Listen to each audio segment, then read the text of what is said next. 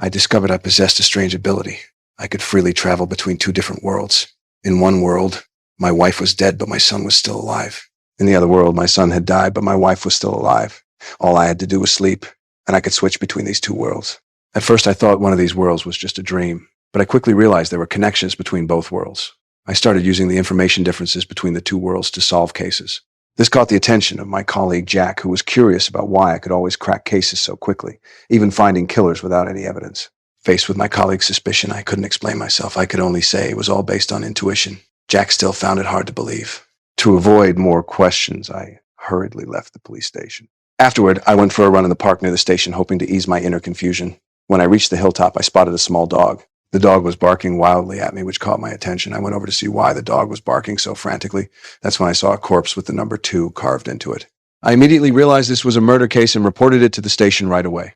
After investigating, I discovered the killer might be the twin killer from years ago, because the method was exactly the same. Every time he killed someone, he would leave the number 2 on the body and strike again within 48 hours.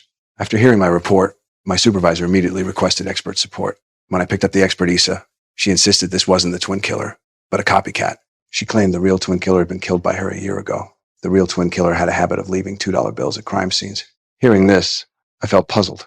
After dropping Issa off at the station, my colleague and I returned to the scene. This time I brought the dog back to the station as well. Shockingly, the coroner found the $2 bill in the dog's stomach. I immediately submitted the evidence to my supervisor. But even after seeing the bill, Issa still didn't believe it was the twin killer. She insisted someone was copying him. Hearing this, I felt helpless and could only go home to sleep. As soon as I fell asleep, I switched to the world where my wife was alive. In this world, I found a moving notice at home. I asked my wife why we were moving.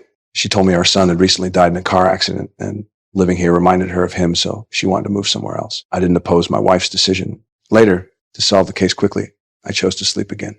After returning to the world where my son was alive, I brought my colleague to search hotels around the park. Based on experience, killers usually stay near the crime scene. But after searching everywhere, we still had no leads. That's when I noticed a warehouse in the distance. Seeing the name on the warehouse, I remembered the name on the moving notice from the other world. The two names were exactly the same. This instantly sparked my curiosity, so I went in to take a look. But as soon as I entered, I saw a figure quickly fleeing. At that moment, I instantly realized this was the killer's hideout. I immediately gave chase, but because I wasn't familiar with the terrain, the killer quickly disappeared. I had to call my colleagues to examine the scene. At this point, Issa became suspicious of me. She couldn't believe I could find the killer's location so quickly. Issa questioned me about why I chose this particular warehouse when there were so many around. Faced with Issa's questioning, I didn't know how to answer. This made me a suspect. I was taken back to the station by my supervisor and had my service weapon confiscated. While I was being held, the killer struck Agai.